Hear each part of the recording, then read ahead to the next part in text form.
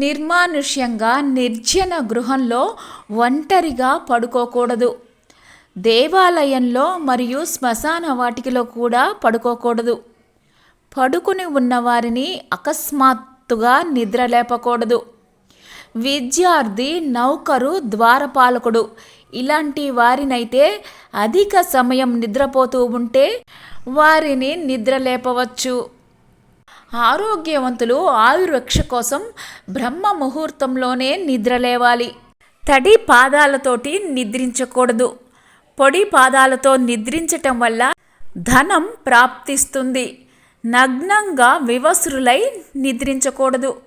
తూర్పు ముఖంగా తలపెట్టి నిద్రిస్తే విద్య, పశ్చిమ వైపు తలపెట్టి నిద్రిస్తే చింత వస్తాయి.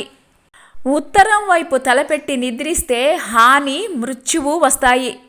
ఇంకా దక్షిణ ముఖంగా తలపెట్టి నిద్రిస్తే ధనము, ఆయువు ప్రాప్తిస్తుంది.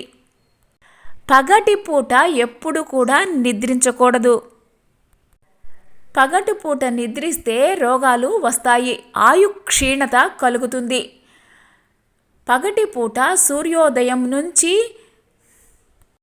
సూర్యాస్తమయం వరకు పడుకునేవారు రోగి మరియు దరిద్రులు అవుతారు. సూర్యాస్తమయానికి 3 గంటల తర్వాతనే పడుకోవాలి.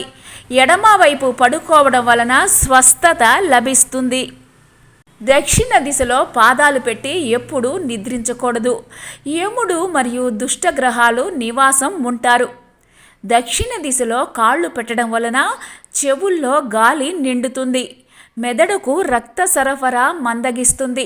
మతిమరుపు, మృత్యువు లేదా అసంఖ్యాకమైన రోగాలు చుట్టుముడతాయి. గుండెపై చేయి వేసుకొని నిద్రించకూడదు. భీము కింద కూడా నిద్రించకూడదు. పడక మీద తాగడం, తినడం చేయకూడదు. పడుకొని పుస్తక పఠనం చేయకూడదు. పడుకొని చదవడం వల్ల నేత్ర జ్యోతి మసకబారుతుంది. పూర్తిగా చీకటి గదిలో నిద్రించకూడదు. విరిగిన పడకపై ఎంగిలి మొహంతోటి పడుకోకూడదు.